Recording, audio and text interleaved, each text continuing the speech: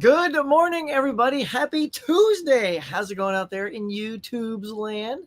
Good to see y'all. Good to be here. Hang with my chums on a cheerful Tuesday morning. Got my old mug filled with the drink. Snacks already been had. How's it going, man? We got some fun topics. I got some cool things to share with you that are coming up as quickly as tonight. And I don't want you to miss it. So we're going to hit it right at the top right after this. So, you know the drill. Grab a drink, grab a snack, and hurry back because it's time for the morning mug.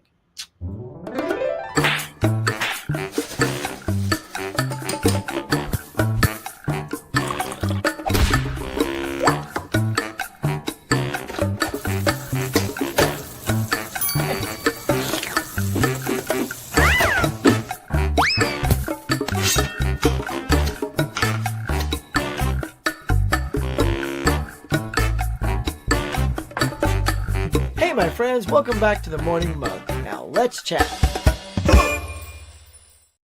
Oh yeah, what y'all think of that Night of the Creeps?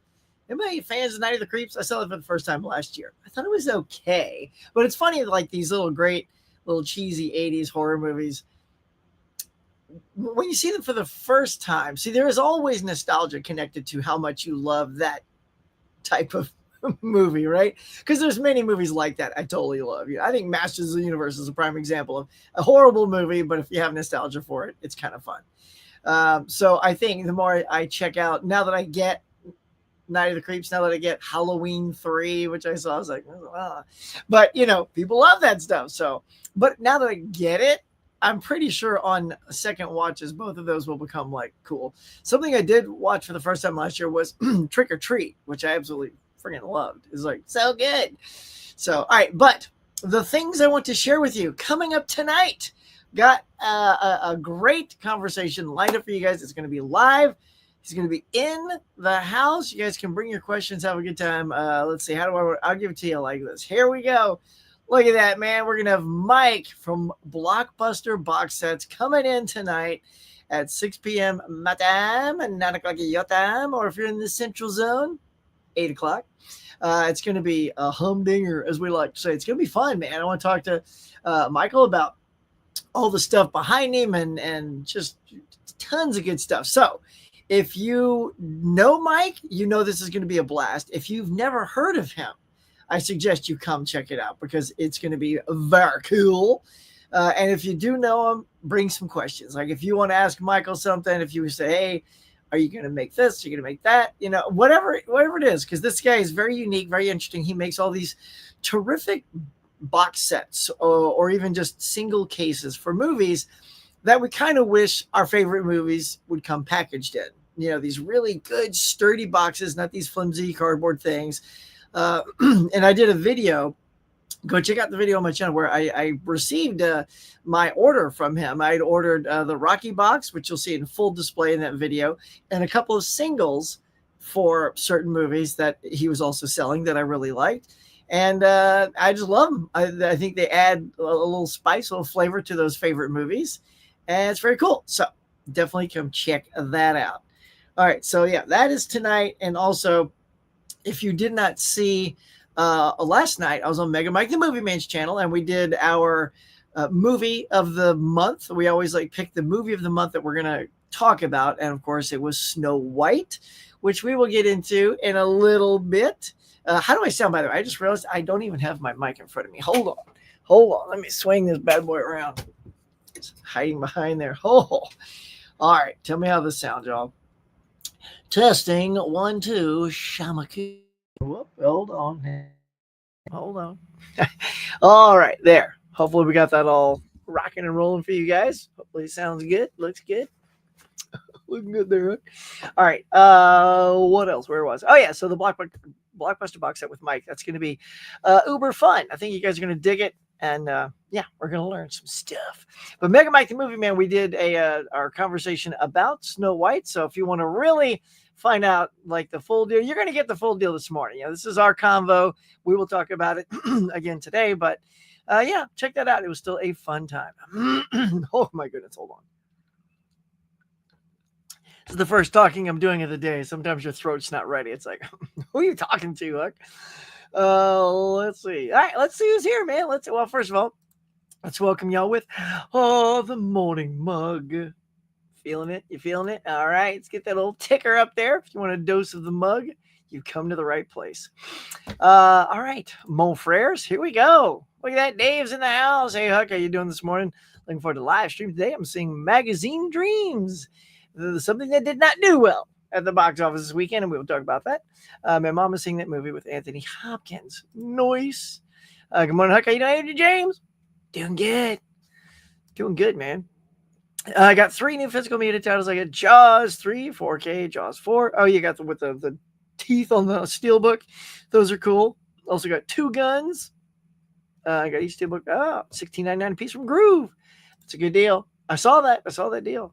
This week we're supposed to get the first trailer for Avatar 3. Oh, girl, that's pretty cool. Huck, I have 3 seasons left of Friends. Dang, you are plowing through that 4K box set. Nice. That's admirable that you've gotten that far so quickly. It's a lot of episodes, man. So you're committing. You're a committed dude. Tiger Blue's here. What's up, man? Whirl. Always good to see you, man. Let's see. Did you like Avatar 2 collector movie, man? I love the first one, but wasn't that keen on the second one myself. For me, I'll tell you, I actually like the second one. I saw it. I don't know if it was just the theatrical experience that also helps. I don't know how you saw it, but I saw it in 3D.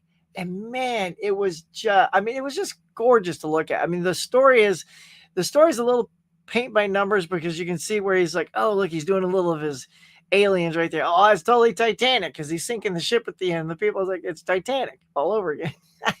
So I kind of borrowed from his own mega success. And because he did it well, I didn't mind. I thought it was kind of cool. I like the Sigourney Weaver Pandoran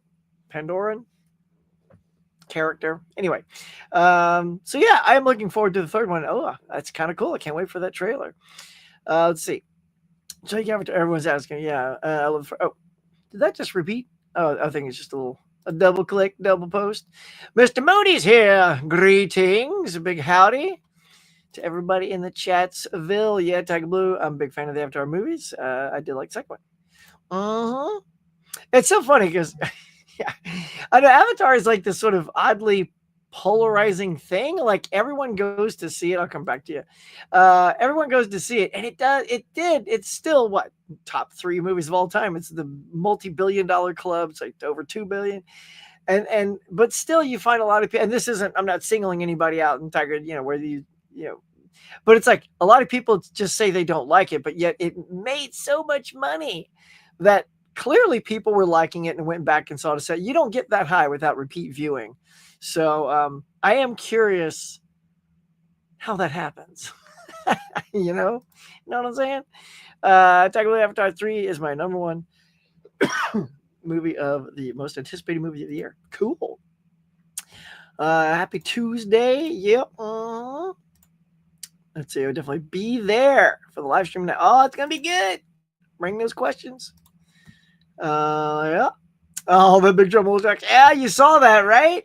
Dude, I was lucky because the timing of when you order stuff can be everything because then he sells out. It says out of stock. This is the old snooze you lose syndrome. I loaded down another cart of things I liked, and some of it was like the Exorcist box and this other box. And I just sort of let it sit in my cart till I was ready to buy. But the thing about the site is, I'll tell Mike too, is it doesn't retain your cart.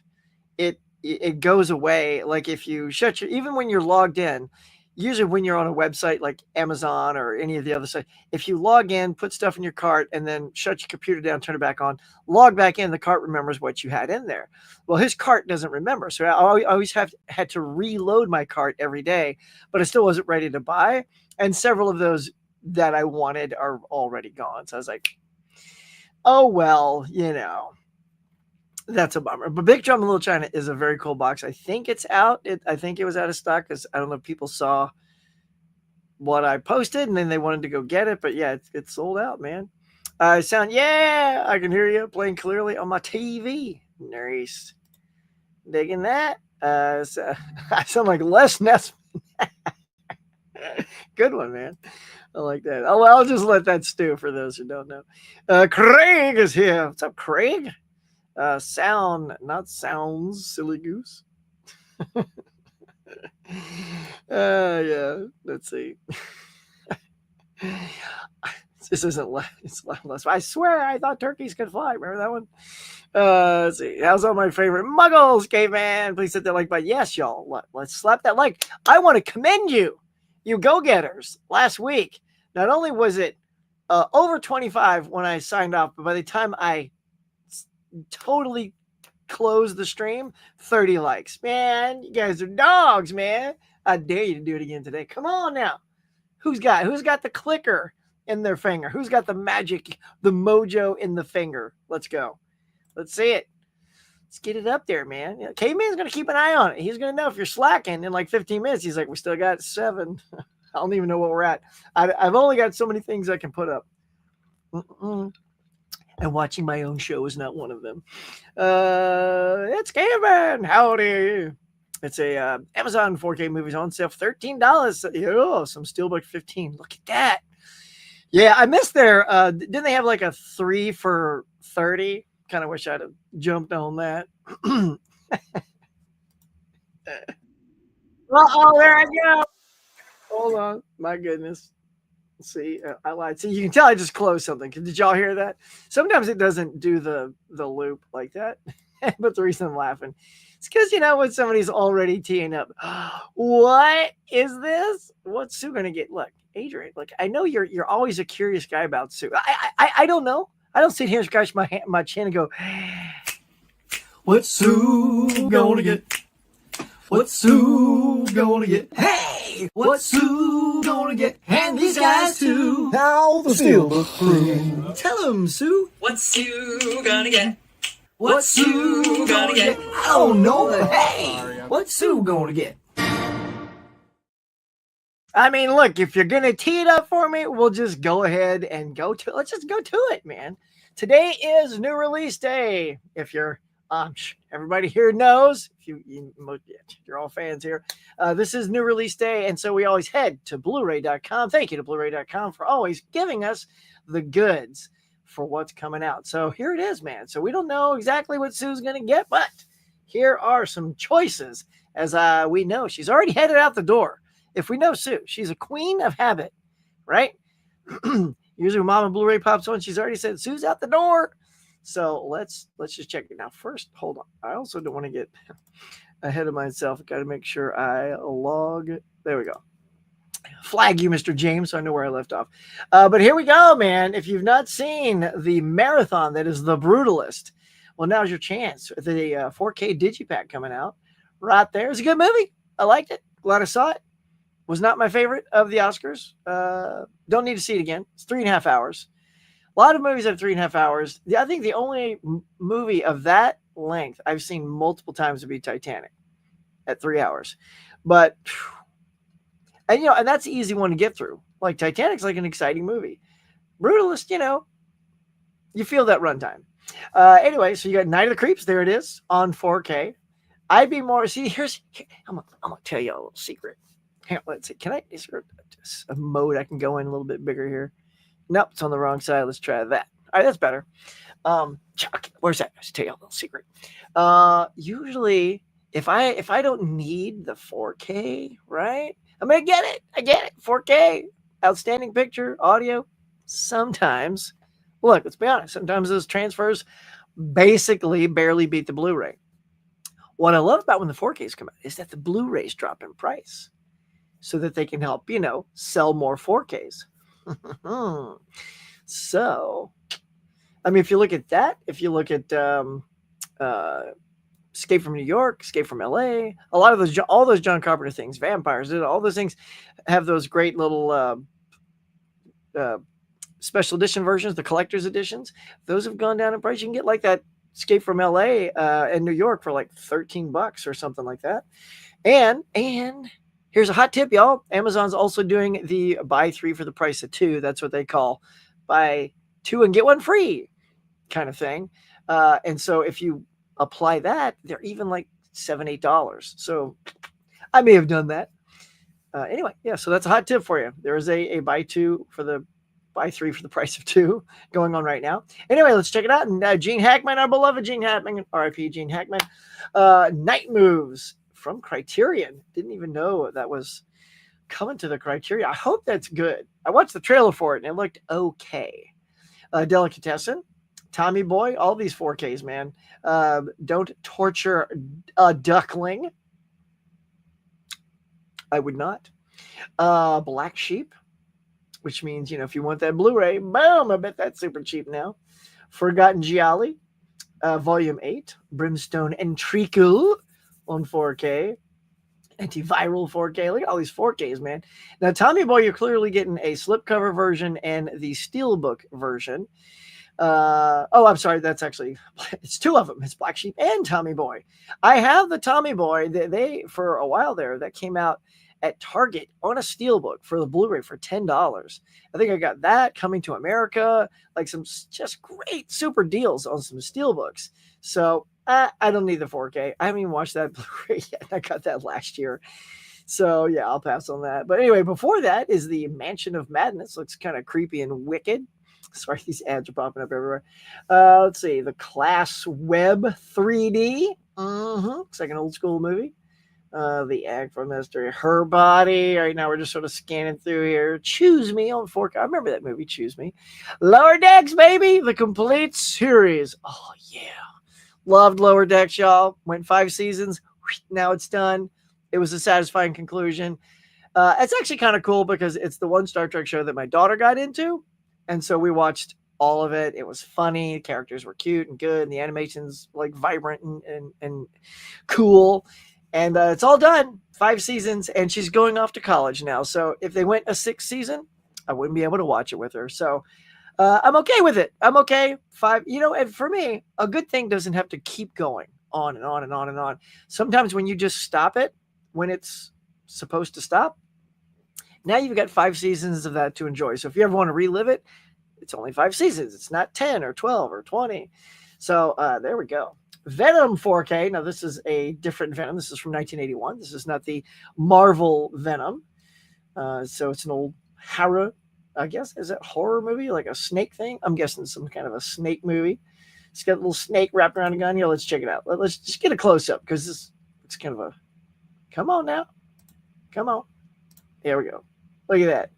Look at that snake wrapped around his wrist with a gun. Dude, don't stand a chance, man. Snake's going to snatch that gun and use it on him.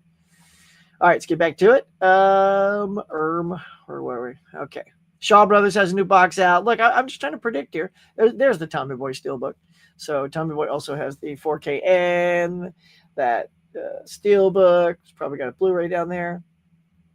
All right, let's just do a quick look, see if there's anything else just popping out. Desperado 4K, because they put out the Steelbook on that, which is the one I got.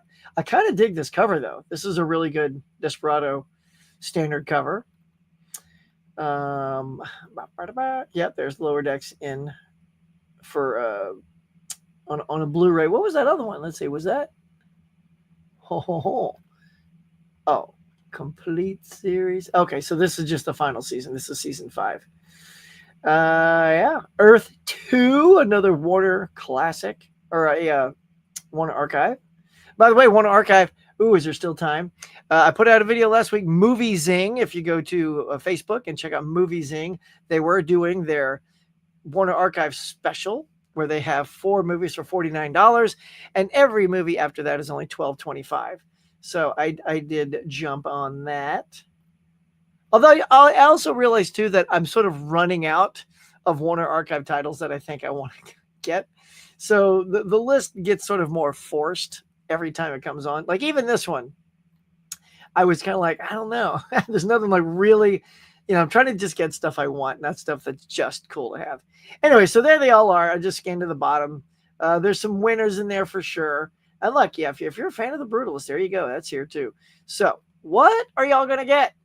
Is anybody getting anything? A lot of times I'll do this coverage and I don't even see anybody other than Dave telling us what they're going to get. So let me know, y'all. Does anything jump out at you? For me, if anything, it makes me want to get the Blu-ray of Night of the Creeps because I think that'll be cheaper. In fact, I wonder if I went to Amazon. Let's just see. We're just going to do this whilst y'all here. Now, if we go Night of the Creeps, we'll do the Blu-ray and just see, oh, you can save 62 cents with a coupon. Well, that's not the thing. All right, so there's two Night of the Creeps. You got the collector's edition, right? But that one's going for $20.61. But then you got the director's cut Blu-ray, which is only $11.54. But neither of them. Oh, and the one that's $11.54 is part of the buy 3 for the price of 2. So that'll knock that down to like, $7-8 or something like that.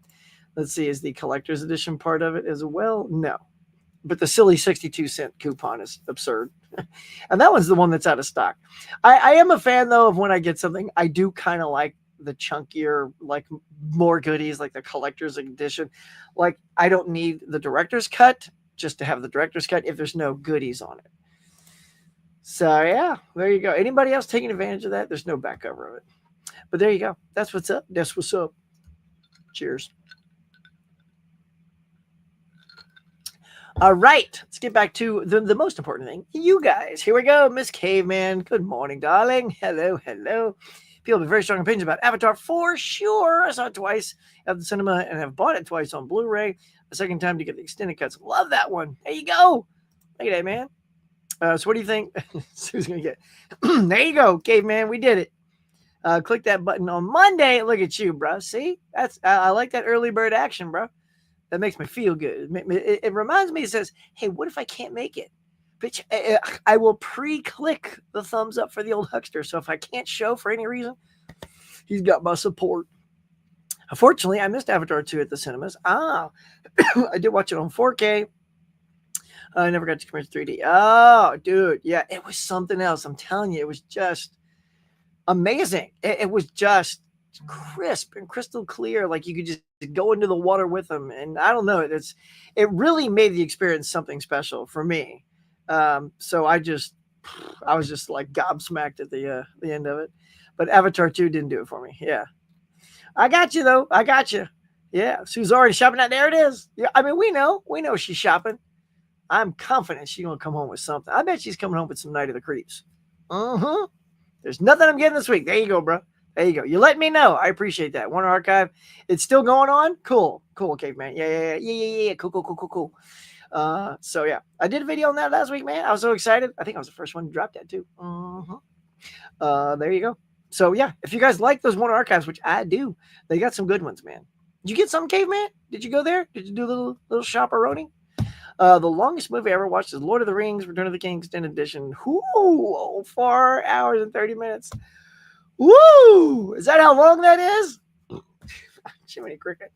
I will say those are other movies I've watched multiple times, are the Lord of the Rings movies. And they're always great. Like, I don't know, for some reason, those are so well paced.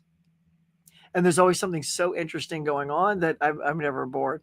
I will say I've not watched that extended cut more than once. I did watch that one. In fact, we watched when our daughter was ready to watch them. We did show her the extended cuts. So it was each movie had to be 2 nights each because they're just so long. And kid had school the next day. Can't keep her up 4.5 hours. 20 watch, 11 likes. Come on. Let's go. Hey there, Miss Caveman. Lord of the Rings, Return of the King, Theatrical guys, 3.5 hours. Yeah, I mean see, that's good. But I enjoy that movie. Those Lord of the Rings extended editions are superb. They are. They really are. I mean, it's no lie when you say, "Oh, it's just the director wanting to fatten up the movie." No. Like Peter, like those extended cuts really bring something to the table. So I commend them. Come on, everyone, hit that like button. Look at the people getting like passionate about hitting that thing. Eli, what is good? What's up, man? Hey. Welcome to the cafe. Do you want to talk about Discrot? Oh, yeah. It's so funny. All right, hold on. Let's see. Shoot. I did grab something and then forgot to put it in my chain of stuff. Let's see. Well, all right. We'll just chat. Let's talk about Discrot a little bit. So Caveman shared something with me this morning. And so funny because I was watching another video early this morning about people talking about Discrot. And it's this news. Let me just see if I can pull this thing in. So an actual news program. Oh, I got the spinning ball. I hope I don't lose you guys. Eek. I don't like seeing that spinning ball. Here we go. So let's see if it's going to load. All right, let me switch over here.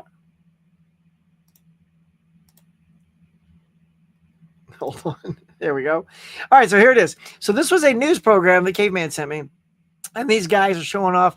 They're actually talking about disc rot on the news. And they even put up, if you have bad discs, if you go to joeblow.com, they have a long list of 600 titles that have potential disc rot or laser rot, as some people are calling it.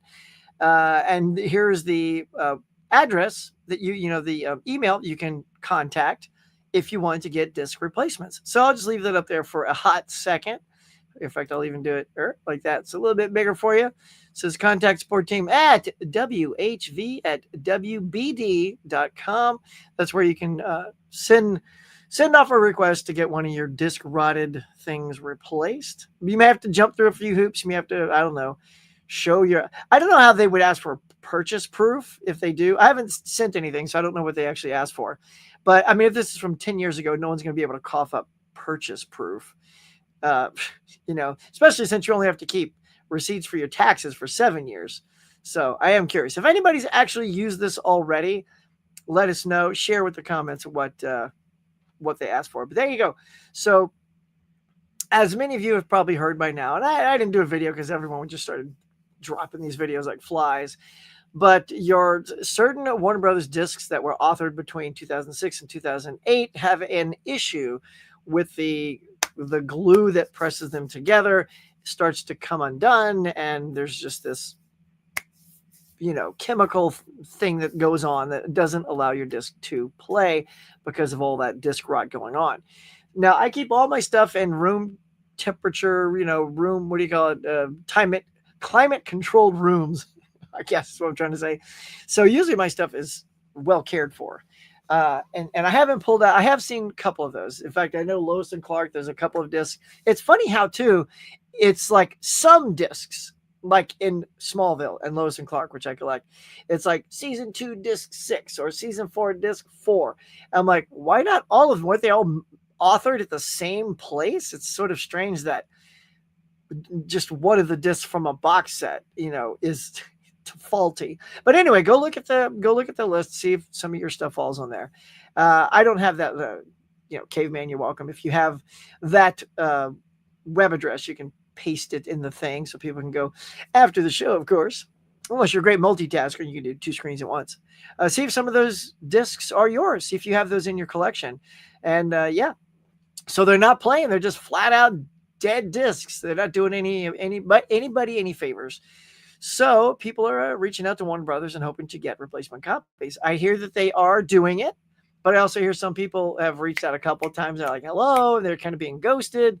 Maybe this is very prevalent. It's funny because there's this YouTuber called the Damn Fool Idealistic Crusader, which is taken from Raiders, right? Right? I think it was Raiders. And he reported this like 3 years ago.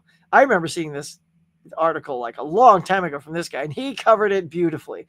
So I don't know why we're so late to the game and sort of like what this guy's reported like a long time ago, but I want to give this guy credit because he totally covered this issue before Joe Blow and anybody else. Especially the news. The news is just now saying this, like, I don't know. It's funny because why would the news care? Like, there must be somebody on the staff who's a collector and go, this is a hot topic. This is a big deal. And if you watch those two guys, the guy on the right clearly doesn't collect. And the one on the left does because he's the passionate one about the issue. And the other guy's like, DVDs, like anybody collects those anymore. I'm like, oh, you're one of those people. So it's kind of funny. Like the two guys represent the community. One's the collector and there's the guy that's moved on, right? That's the two sides of our fandom. So yeah, so there you go. So disc right, has anybody checked out this article? Has anybody found any problems or issues with discs that they have? Caveman, do you have any? I haven't, like I said, I haven't dug deep on mine yet to see if I have any with issues. But I will say, and I thought it was maybe a player problem because I swapped out players. I had like a Lois and Clark disc. I remember putting it. It did not play. Could that have been disc rot, or could that have been the bad player? Because once I swapped it out, this player was, what is it? This one's a Sony. That one's a Samsung. Sony just plays better. So I think I'm just going to only buy that brand. I need to get, all right, y'all, here's the thing for you. Does anybody have a multi-region player? I think I'm ready to bite the bullet, upgrade, and get a multi-region player because there's a bunch of overseas stuff that I'd love to snag. Okay. Now before we get too far, so that's going to be it on that. It says, I can't wait for April. Hello, Nikki. Good morning, Huck. Well, good morning, Mama Doe. Yo, Jeff's mom, Steve. Mama Juggalo. Let's see. Do you think Kiss Meets the Phantom of the Park will ever get 4K? No, I do not. It's not even on Blu-ray, is it? No, I don't even think that's on Blu-ray. Kiss Meets the Phantom of the Park. Now, okay, now it says Blu-ray. Let's take a look. I don't think this is, no, it's just the DVD. Yeah, it'll never get 4K. Okay, that thing's terrible. Like in a good way, I'm a Kiss fan, so I remember watching that growing up, and I thought, yeah, Kiss has superpowers. But a Blu-ray maybe that'd be okay. Now, y'all. So let me say nay. All right. Let me put a pin in your right there, Adrian. All right. So I see the next topic coming up. Before I move on to that, guys, I have some exciting, super exciting. Now, we already talked about at the top of the hour, we talked about the show I have tonight. In case you're just joining us, we have, here, let's go ahead and put it back up so I can show you. Blockbuster box sets. We're going to be doing a show tonight. Sorry, I'm trying to multitask at the same time. A show tonight where we're going to have Mike on the channel and talk about, the great stuff that he does with his Blockbuster box sets. And I think you guys are going to totally dig it. It's going to be like super fun conversation, all that good stuff. All right, so here you go. So this is let me share the right screen. Hold on. Good Lord, y'all. There we go. There it is. So coming up is Mike from Blockbuster. That'll be tonight, y'all. Tonight. Let me pull this ticker away so you can see it. Tonight at 6 p.m., 9 p.m., we're going to talk about his box sets and all kinds of good stuff. I'm telling you, it's going to be so much fun. Now, what I would like y'all to know, I know I've waxed poetic on and on about this, but, I'm in a movie called Steel Frontier. Hang on. Well, I'll even get the DVD for you. All right. So there it is, right there. So Steel Frontier, great DVD. There it is. Look, there's a little chicken boy right there. Hang on. Look. That's me right there. Anyway, this is like from PM Entertainment. The company, you see a little logo right there, PM Entertainment. They were known for great low-budget action sci-fi movies where they love to blow stuff up. They blows it up. And I had someone reach out, this great guy named John Cross, who has a PM Entertainment podcast that he's doing, and episode 3 was on that. So look, check it out. Let's just jump to it. Look at this. Look at this thing, y'all. The PM Entertainment Podcast, John Cross, and I'll just read it for you. Welcome to PM Entertainment Podcast, the ultimate deep dive into the explosive, action-packed world of PM Entertainment. From jaw-dropping car chases to fireball-filled shootouts, we celebrate the studio that defined 90s direct-to-video mayhem. We'll be interviewing people behind the scenes in front of a camera, from stunt coordinators to directors to the action stars themselves, while also talking to the film experts and fellow action fans about what makes these movies so unforgettable. Join us as we discuss classic films, legendary stunt work, and the unsung heroes behind the guns, explosions, and high-speed pursuits that made PM Entertainment a B-movie powerhouse. Expect behind-the-scenes stories, expert insights, and a whole lot of love for the VHS era actions, stunts, chaos. Welcome to PM Entertainment. So this guy is awesome. So he had reached out to the two directors, interviewed them for the episode, and then they told them about me and that I have a channel and all that good stuff. So I'm here to promote it because here it is, y'all. Look, right here. Wait, I'm going to go here. There it is. Episode 3 has dropped. There it is. And they have only 3 episodes so far. Episode 1 was The Sweeper, 2 was Rage, and then Steel Frontier, y'all, right there. And it's in the, let's see, it's in the description. What do I have? Might have just Blockbuster Boxsets. This just came, so I put this together early. I will add these links in the description right after the show. I think, I can't check it right now, but I think the ones in the thing just now are for Blockbuster Boxsets. Anywho, there it is, Steel Frontier, y'all. I'll read you the thing, the breakdown to get y'all your that juices flowing. Here we go. Saddle up and ride into the wasteland this week on PM Entertainment Podcast. We're diving into the dusty, bullet-ridden world of Steel Frontier, the post-apocalyptic western directed by Paul Volk and Jacobson Hart. We've got exclusive interviews with the masterminds behind the mayhem, Paul G. Volk and Jacobson Hart, plus a special conversation with Brian Huckabee, aka Chicken Boy. That's right. They're sharing the wild stories from set, from high-speed chases to explosive stunts. Check out Brian Huckabee's YouTube channel, blah, blah, blah, blah, blah. And the guest this week on, and then he's got a guest, Matt Poirier, from the direct-to-video connoisseur, bringing expert insights into the PM classic still rules the world, the road. So don't forget to subscribe, rate, all that good stuff. Go check it out. I've already listened to it. It's such a fun podcast.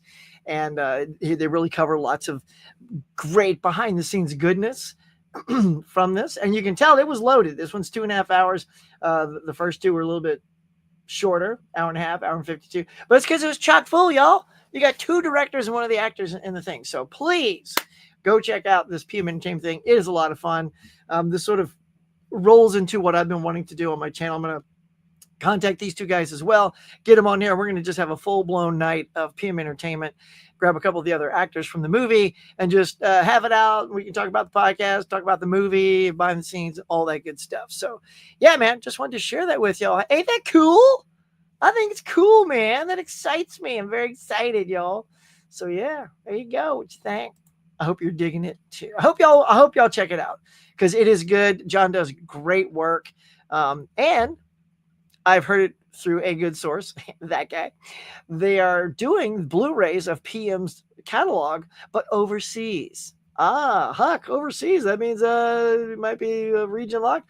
Yes, that's why I'm asking around to see what players that you guys have that are region free. So, yeah, because, man, and the rumor has it, Steel Frontier is coming out on Blu-ray later this year, and I'm going to pounce, y'all, pounce. I may have something going on. I'll let you know. I'm going to try something with that company and see if they bite. All right, so let's get to it. This is where we left off right here. How about how short Snow White came up this weekend? Okie dokie. Well, I mean, by cracky, my friend. I can't deny that great tee up. Here we go. All right, let's put me on this. Hey, Bob, on the right. Thanks, Bob. There we go, y'all. See, you teed me up. We go. Here it is. The box office this weekend. Snow White, the Rachel Zegler Gal Gadot movie, pulled in 42.2. These numbers got adjusted this morning. I had like literally 3 minutes and I changed these numbers because they were in order. Like if I gave you the artwork I made yesterday, this would have been wrong. So it came in number 1, 42.2, and we'll talk about that. Black Bag, it was the one that had a little bit more staying power than Novocaine, stuck around at number 2 with 4.2. Captain America still in the top 5, y'all. I mean, that bodes well. That's good. I think that's nice to see.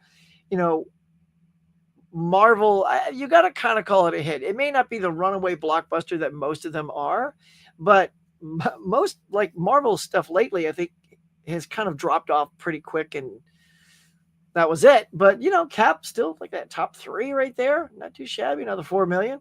Novocaine, which was my favorite of last week, got 3.68 million. Just barely beating out Mickey 17 at 3.67 million. Earlier, they were reversed. So as the actuals start to come in, I was able to change that up. So there you go. I have seen all these movies. Because, you know, I do it for you guys. You know, I got my Regal Pass. I try to be very on it so we can talk about this stuff. Now, Snow White. Let's talk about it. Now, here's the deal. And I'm just going to be straight. Hang on. Let me wet the whistle on this one. Okay, y'all. Here's the ground truth.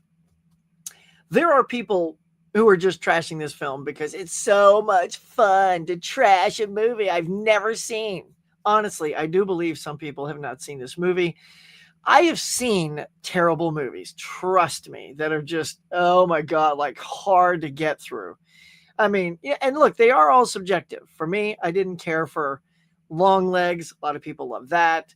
But I saw the movie. Like I always go into every movie with no preconceived notions. And I try not to take that baggage that's already like following some movies like this one had and bring it into the theater. Cause that's going to affect how you like it. Now, when I saw this movie, I had two older ladies here, and then a whole row of younger people behind me. I would say like 13 to 15 watching it behind me.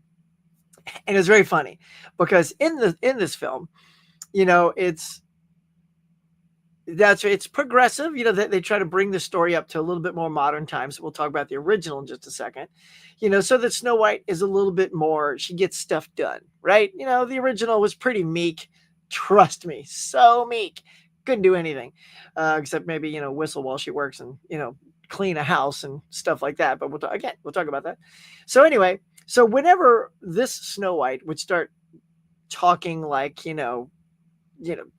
rallying the troops together and stuff like that, the old ladies would be like, oh, I literally hear them moaning, face planting. Like, it was kind of hilarious. I'm like, oh my God, what do you hate love or something? I mean, seriously, they were like that. But meanwhile, the kids behind me during scenes like True Love's Kiss and stuff like that, man, they went nuts.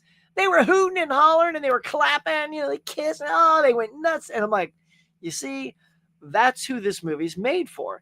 This movie isn't made for a bunch of curmudgeon-y old farts who, I don't know what they're expecting or what anyone's expecting from this movie, but it clearly didn't live up to their expectations. But the kids were loving it, right? I mean, Snow White, I know the argument is, yeah, but animated movies, Huck, like Pixar, that's for kids, but then the adults love it too. True, yeah. But, this one is geared very much for a younger audience. So let's get into the performances, shall we? So Rachel Zegler, I thought was good. She was good as Snow White. And look, it's not a spoiler. I'll just tell you so people are like moaning and groaning. Wow, she's not Snow White. She's not even a white girl. All right, calm down. Like at the beginning of the movie, we actually see her parents. You don't see the parents in the cartoon. I'm gonna call it the cartoon and the live action. In the cartoon, they're already dead, and the evil queen, is already her stepmom. Right? That's just how the story goes. But in this one, you actually get to meet the king and queen prior, which was nice, right? So you get a little Snow White as she's young. She's born during a blizzard, so there's snow everywhere. And because it was a very intense blizzard, they could have been touch and go there, but she survived and she was born during the blizzard. So they looked outside the carriage and it was snow white. It was white as snow outside. Done. I mean, literally 5 seconds. It's white as snow. They look at the baby and they're going to go, let's call her Snow White. Done. Let's move on. Perfect. Okay, great. That's why she's called Snow White. Love it. Okay, let's get over the fact she's not, white skin. And then Gal Gadot as the evil queen is what everyone seems to universally dislike. I did not. I thought it was fun watching Gal Gadot like just chew up the scene a little bit. I mean, look, she's always for the Fast and Furious and the Wonder Woman stuff and all that. And I love her as Wonder Woman. But look, she's chewing up the scene, having a good time. Yes, she's doing a lot of finger acting, and either that was her choice or the director's choice. I feel like it was a combo because there are literally shots of just the hand doing its thing. I'm like, okay, you've got to set that shot up as a director. So that can't just be like the luck of the draw. Okay, Gal, we're on your hand right now. She goes, oh, you're on my hand. Then she just starts doing her fingers. You know what I mean? So anyway, again, people just love little things to complain about. Snow White, she sings beautifully. Rachel has a fantastic voice. Basically, I'll just cut to the chase and say I didn't dislike this film. I gave it 3 stars on Letterboxd. I thought it was a good time. Again, I was sort of entertained by face-planting grandmas over here and the kids who love behind me.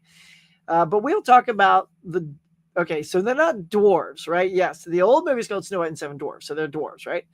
But in this one, there's actually a dwarf in this movie. He is part of the pirates or the bandits in this film. So it's sort of ironic. I heard that, see, again, this was people talking about this before the movie came out, which is, oh, it doesn't make sense because there's literally like a little person here standing next to, the animated dwarf here. And I'm like, that was weird when I heard that. I'm like, well, that's going to be strange. But they don't call them dwarves. So they're magical creatures is what they're called. In fact, the term dwarf and little person is never used in the entire film, which is fine. They are sort of weird to look at. I'll be honest. It takes a little getting used to because they have gigantic melons. It's like what is it? A planetoid. It's like a watermelon on a toothpick. Name that movie. But once you warm up to them, they're actually kind of fun. The hi ho song, absolutely banger. The male voices chosen to sing the hi ho. I don't know if it's the actors also doing it, but the one singing hi ho, it's real. I mean, it sounds great. Their version of that, it's like a choir singing it. So that was terrific. Definitely the song of the movie. And it's not wall to wall songs, which I appreciate. Like Wicked is a lot of songs. Snow White has a few songs, which is just enough. It was just enough. And some are nice, like in the cartoon version, when she sings "Whistle While You Work," that old stuff. She's doing it to the animals in the cartoon. Like they clean the entire house because the dwarves have made a mess of it. But in this movie, she gets their dirty asses to do the job, right? Like the animals are just cute. You don't put them animals to work. Come on. In fact, they do a lot to save the day. They run and get the magical creatures when, the queen shows up with the apple and all this jazz. But anyway, so I thought the relationship was fine. It was fun. I don't know what to tell you. Like, I think I've seen bad movies, y'all, and I know you've seen horrible movies. And I didn't have a horrible time with this movie. I wasn't rolling my eyes. I wasn't ready to walk out. And it was just kind of fun to watch. The songs were catchy. And so Gal Gadot does sing. I will tee that up. A lot of people hate it. I, for one, saw it in a different light. I thought, one, I did not know the Queen would sing at all. And two, I was like, oh, all right then, Gal Gadot singing. It's not bad. Like people hate it. It's like it's because you're singing with Rachel Zegler, who's like got one of the best singing voices in the industry. So yes, thank God they weren't singing together, or would have pointed out just how much stronger Rachel's voice was. But it was fine. I didn't hate it, but people just hate it. They hate it. They hate it. They hate it. So whatever. If you're gonna hate it, yeah. But I was just kind of like, oh, I was just trying to listen to how good or not good her voice was without judging the performance. So I was like, all right, that wasn't too bad. But yeah, people are trashing Gal Gadot's singing voice. So I don't know. It is what it is, y'all. It's all subjective. But like I said, it's I thought it was a good time. I gave it 3 stars. So I will say this. So the introduction of the bandits into this film, which is something that's not in the cartoon, I think is highly, highly necessary. And I watched the cartoon the very next day. So these are fresh in my mind. And the absurdity of the prince showing up in the cartoon. He literally shows up while she's just outside and he's like, I want to love her. And then he just disappears for the entire movie until she gets, bites the apple, gets unconscious. Then he just shows up and kisses her. Like, who is this guy? She didn't know his name. She never talked to the guy. He's a creep. You know what I mean? It's like I think those are the kind of things that Rachel Zegler was trying to talk about, but it did not come out with quite so much gentleness, right? It was a little bit like, that's what she means. It's like, we're trying not to make it so that she's saved by a man, right? In that way, because he had no connection to her. By bringing in the bandits, the lead of the bandits is the Prince Charming, right? But they have a lot of scenes together. So they build up that relationship. So it's that building up of the relationship. So when True Love's Kiss comes, you accept it. It's not a forceful thing. It's not a weird thing. It's like they started to really click with each other. And that is not something that exists in the original cartoon. So if we can put apples to apples, I feel like they did a better job setting up that loving relationship in this than they did in the cartoon. Now, again, you have to have seen both of them. Like if anybody just tuning in, he's like, oh my God, this guy's talking about Snow White, I'm out of here. That means you didn't watch the 2 movies. So there you go. So that's my take on the love interest. And by the way, so after he kisses her and she comes awake, she's got more of a mission to fulfill. In the cartoon, the old lady, when she's still the crone, the old crone, she's trying to like drop the boulder down on all the seven dwarves and stuff, and then the lightning strikes the boulder and she falls into the ocean, presumably killing her. We don't see the body, and in typical, Disney fashion, you're not dead until you see the body. And then so she has to go finish the job. Like, she's the queen again, and then you get a new ending. So that was decent, so it wasn't just like it ended with her in the arms of the prince, like the cartoon ended. It's like, oh, that's sort of weird. Anyway, so that's it, y'all. I've talked to death about this, but we're not done. We're gonna first. Hang on, wait, come on, it's stuck. All right, we'll talk about this. Oh my goodness! All right, hold on. All right, so let's do the things coming out on Friday, and then we'll get to the numbers. So you got the spooky movie from Blumhouse called Woman in the Yard.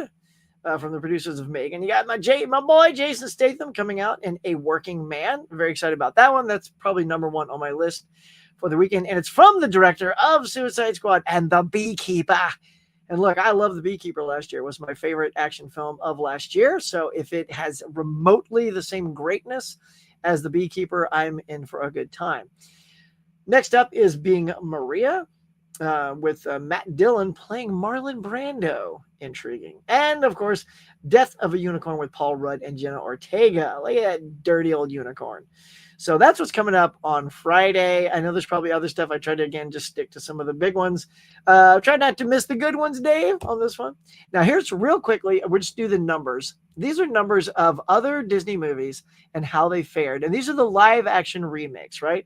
So you got 102 Dalmatians when that came out, started opening at 19 million, finished at 183. Christopher Robin opened at 24. And again, we're getting to Snow White here. And this is in the order from lowest to most. And then Alice Through the Looking Glass. And that's a sequel to a huge hit that didn't do great in its opening weekend. 26 made almost 300 mil. 101 Dalmatians opened at 33, finished at 320. Maleficent, Mistress of Evil, the sequel, opened at 36 and then finished at 491. And now here's Snow White, opens at 43, so it's kind of in the middle-ish.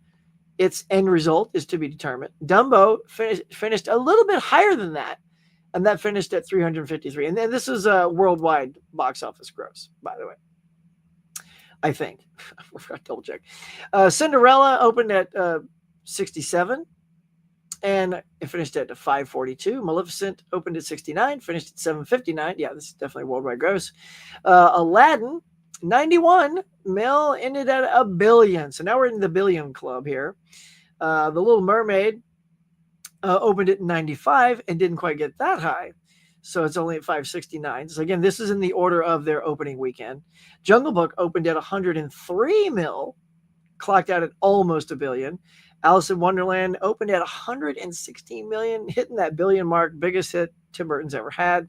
And finally, Beauty and the Beast opened at 174 million, cresting a whopper of a 1.3 bill. So you can see where some of these started in the same area. We'll just see what the trajectory is in the next couple of weeks with Snow White. All right, and next up is, all right, these are the weekend chart toppers for 2025. And this is just a few that I grabbed. So you got Captain America, Brave New World. All right. So that opened at 88. This is just showing how our year is doing so far.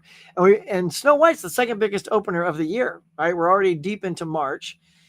So that had 43 million. Dogman, 36 mil is number 3. And then you got some smaller ones, Mickey 17, 19, Den of Thieves 15, The Monkey 14, Paddington 12, and Flight Risk at 11. So not a ton of whoppers, but that's what's been happening to compare and contrast with Snow White and all that stuff. So that's just your old boy Huckster's opinion of it. I know everyone, I've been all over the internet, y'all, and there's no one saying the stuff I'm saying about Snow White. No one. I haven't seen one review that comes close to given the talking points I have. In the first week of April, I'm getting Complete Unknown, Tombstone, cool, Dirty Harry. Yeah, Tombstone's coming. Owl of Josie Wells 4K. You got some good ones coming up. What's up, my dude? Damn Fool Guy is awesome. Yeah, yep. He is good indeed. Lethal Weapon 4K. Yep, looking forward to that. When Mike put his video out about disc rot ages ago, I was surprised. I heard people talk about disc rot and CD days, but I never had any issues. Yeah, there you go. Now it's all over the place. People can't just stop talking about it. I do have a couple of Blu-rays that don't play right. One of the players might be okay. So it could be the player too. Yeah, like I said, when I switched that one disc out from player, it had a little bit better time reading my player, so the disc. So I don't know if it was disc rot or just bad stuff. Mondo, what's good, man? Good to see you. Good to see you, man. Thanks for being here, bro. Always good. I have Sony X7. I think that's the one I got. The 4K player. Yeah. And the LG, that one there. Okay. So I don't have that one. So those are both region free. Got both from 220 Electronics and it worked well. All right. Cool, man. Thanks. And screenshot. There we go. Now I can look it up later. I just added that to my Apple podcast. Thanks, dude. Yeah, check it out. It was fun, man. Like I said, I listened to the whole thing yesterday. I'm definitely going to be watching it on the way to my movies tonight. Nice. And it's actually a podcast, so it's just an audio thing. So it's great. So if you're driving somewhere, you just slap it in your ear holes. It's good stuff. I have a 2-time Sony 800. One is the original M1 Region 2. The other is the M2 multi-region. Multi-region plays everything fine apart from 2 region. That's a lot of region talk, but cool. Funnily enough, nice. So I got a mush mouse with all that techno stuff. Let's see. Most people modify their existing players, shipping them out for firmware updates. Oh, okay. Hey, Maria, how are you, darling? I always forget you start now earlier these. Oh, yeah, because of our silly little daylight saving time. They were supposed to, yeah, old T-Rump was talking about, killing that. But, he's got other stuff he'd prefer to trash than rolling back our clocks. Yeah, our clocks. So do y'all do that too? You says your clocks haven't gone forward yet either. So, I mean, and it's a winky face. That means you don't do it, right? Like I don't know over there, but I'm pretty sure we're the only ones that do that. Not everywhere follows. Yeah, there you go. So there's exactly. The UK will catch up this weekend. Is that right? I mean, so do you switch your clocks this weekend, Tiger Blue? That's a huge noggin. Is it? Wait a minute, who's got a huge noggin? This guy? All about family. Oh, yeah, okay. Oh, I see. I did that so long ago, I forgot. That's a huge noggin. It's like it was a pumpkin on a toothpick or something like that, a watermelon on a toothpick. It's like a satellite. Yeah, it's all about, hey, saying hey, let's say hello. What's Mariah gonna get? What's Mariah gonna get? Like Sputnik. Exactly. So you guys know. Nice. Oh, it's the clocks. Next then. Adrian. There. Sorry, mate. Don't get the reference. It's Mike Myers from God, I'm spacing on the name. Hold on. I Married an Axe Murderer. Is that the one? I Married an Axe Murderer. Right? His little kid's got just like a big head, and he's always talking about, hey, down in front. And he's because they're watching TV. And he's like, oi, you, head down. It's like a pumpkin on a toothpick, or a watermelon, or something on a toothpick. Like, it's huge. And he just goes on and on, just doing references about how huge the kid's head is. It's kind of funny. Right. I hope I'm not mixing my moves. I'm pretty sure that's So I Married an Axe Murderer. Hi, Moody. Cat food. Yeah.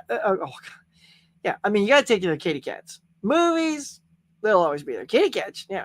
You got to treat them well, man. Hey, Huck, I don't know if you saw my message last night during Mike's stream. I said I hit my 10-year mark for my remission. Oh, nice. Nice. You had your 10-year remission of your cancer. That's great. And then that will be in 3 years. Cool, man. Keep it going, man. Love to hear that it's all cancer-free, remission's gone. Good, dude. I didn't see that, yeah, because of how my setup was. I didn't actually see all the comments. But that's cool, bro. Man, keep healthy, bro. I asked Mom if she could take me to Disney World, and she's like, I don't know. I'll think about it. Disney's so fun. It's from, So I Married an Axe Murderer. Yeah, good. I thought your comment was too. Yay, good. Nope, that was it. You, down in front. Oi, head down. So funny. Let's see. My quote was from that movie, but I must confess, I only remember Mike Myers scene. Hid trousers. No, I saw it in cinemas 30 years ago. Yeah, I know. It's not even one I like or remember all that much, but that one scene always had me laughing pretty loud. Let's see if I get all that and do a rewatch. Noise. Hey, what up, Jeffrey? Welcome to the house. Let's see. Yeah, same scene, I think. It's like Sputnik. It's like a satellite. See, now I'm just gonna like go find that clip on YouTube and just go watch it. Sputnik, jeez. Hey there, Jeffrey. There's nothing I want. That's good. Save that money, bro. Save the cash. Sorry, I didn't remember that part. It's got its own weather system. He'll be crying on a massive pillow. I'm not kidding. It's a huge noggin.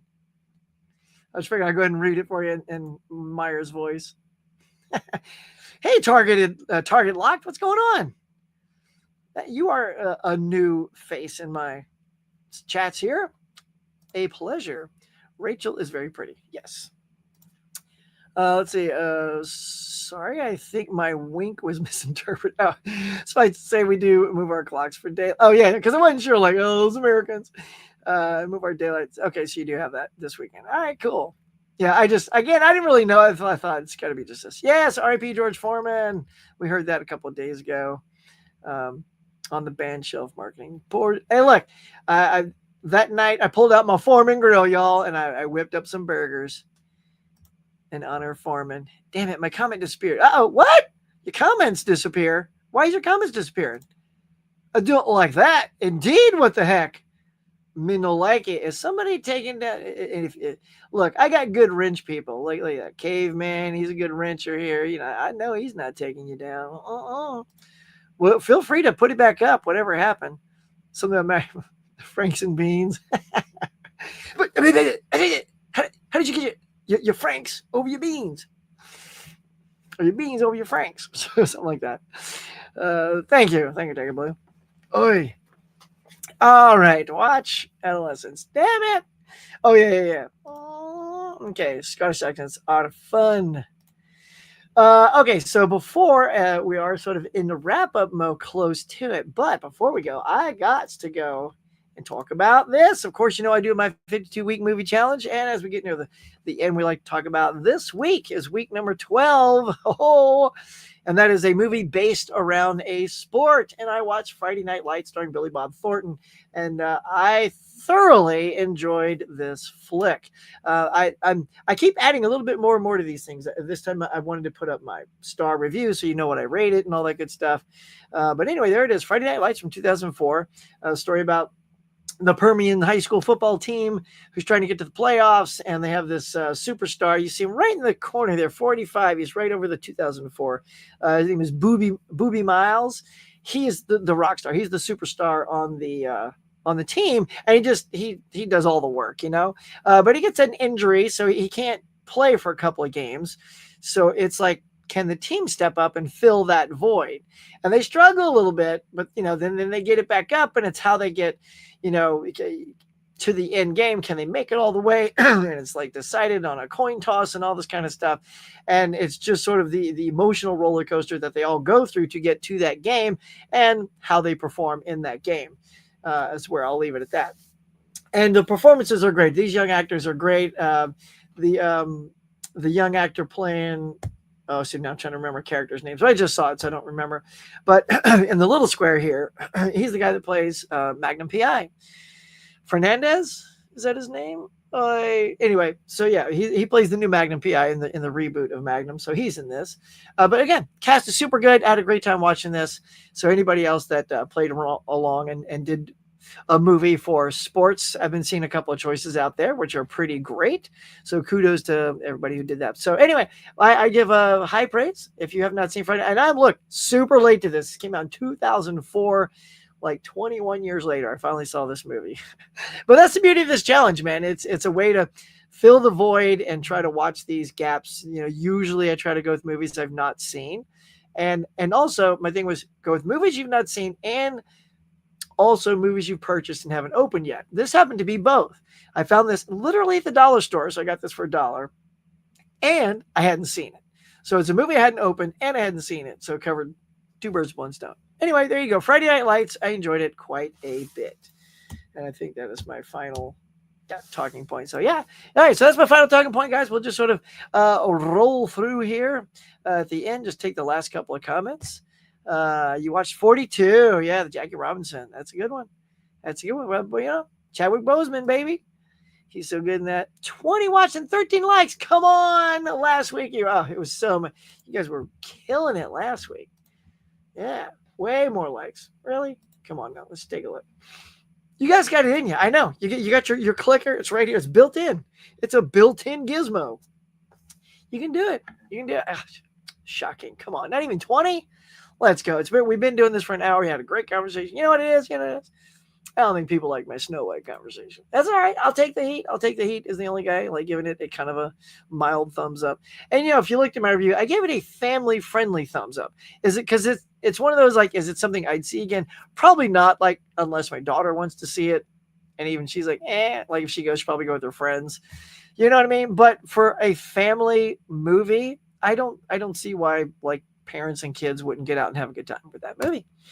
Let's see. Watch for the 2-week movie challenge. Patreon support. I watched Young Woman and the Sea. Nice. I haven't seen that movie. I thought the movie was pretty good. It's about the first woman in 1926 who swam the English Channel. Okay, very interesting. That's a deep cut there. You watched Trouble with the Curve. Yeah, I saw that one, man. Little racing movie with Clint Eastwood. I'd never even heard of that movie. How did you know about this movie? Like, in fact, when I first saw it, I'm like, oh, is that? I thought it was Paul Newman because Paul Newman's known for racing. I'm like, oh, it's a Paul Newman movie I haven't heard of. But then when it was like Clint Eastwood, right? It was Clint Eastwood. I was like, Trouble with the Curve? And he's like older in it. Nice one, Huck. Have a great day. Thank you, sir. You're the best, man. You guys are all the best. Come on, people, hit that like button. I don't know, caveman. We tried our hardest. What's the challenge for this week's? All right. So this week's movie challenge is a movie centered around kids.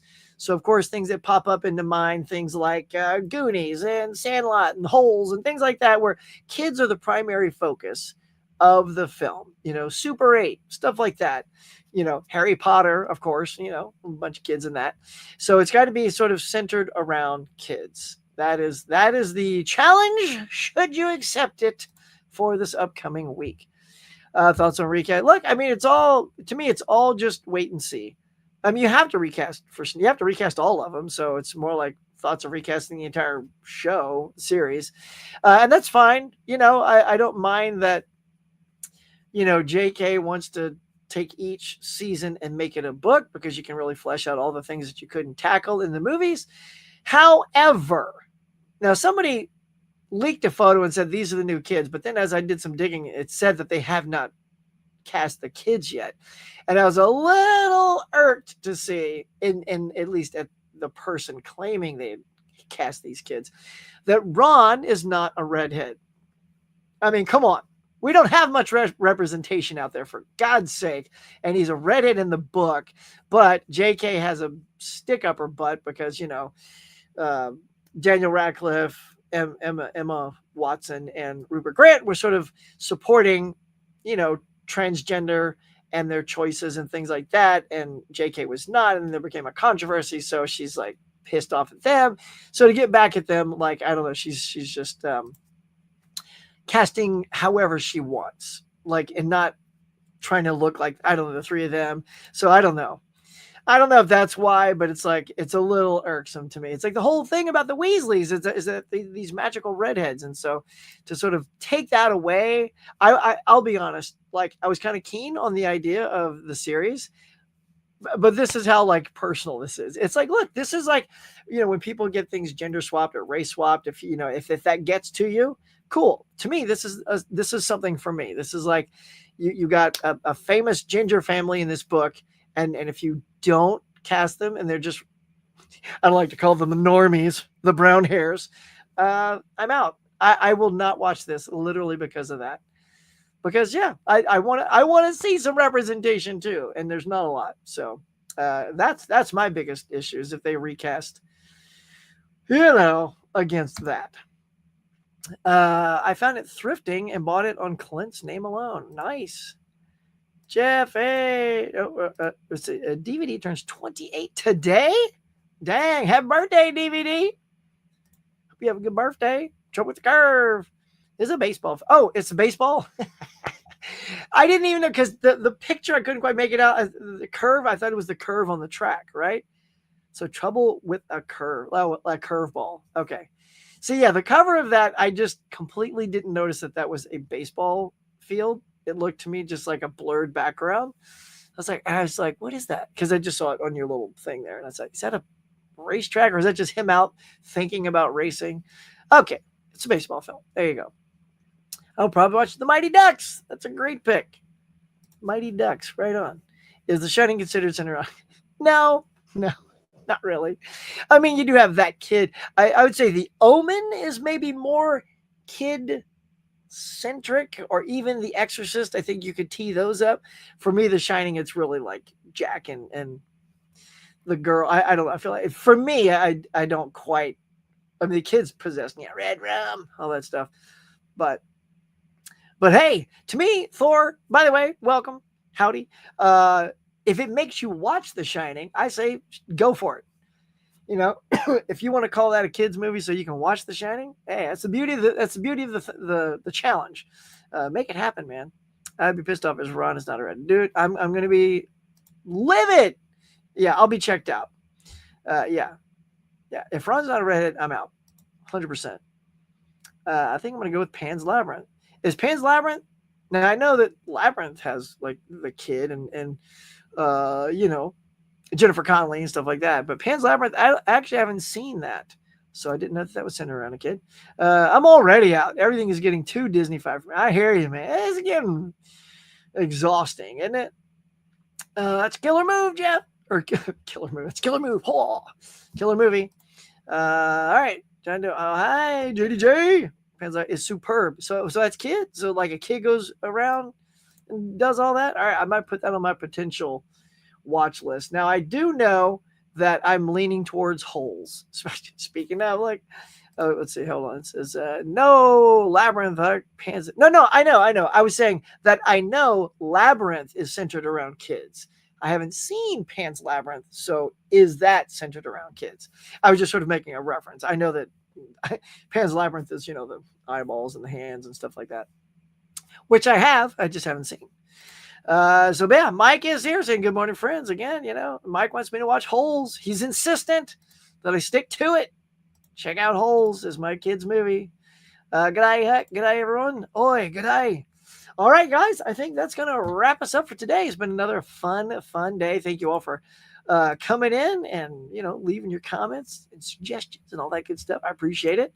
It's been another good week. Hope y'all had a good time coming in, just, chewing the fat, hanging out with everybody, having a good time. You guys are the best audience out there. I mucho appreciate you come by each and every week. And, get out there, grab a movie, watch some TV shows, just have a good time, be kind to each other, have a good day. Till next time, we'll catch you later. Thank you to all my Cafe members for their support. And if you'd like to be a Cafe member to help support the channel, please consider hitting that join button now.